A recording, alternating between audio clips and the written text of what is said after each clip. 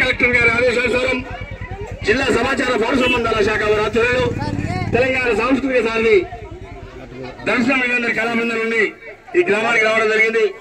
ప్రభుత్వం చేపడుతున్న సంక్షేమ పథకాలలో పరిసరాల పరిశుభ్రత, ఆరోగ్య భద్రత, రోడ్డు భద్రత మీద విస్తృత ప్రచారాన్ని నిర్వహిస్తున్నాం. దాంట్లో భాగంగా రౌండ్గా ఉన్నట ఇప్పుడు ఒక చక్కని పాట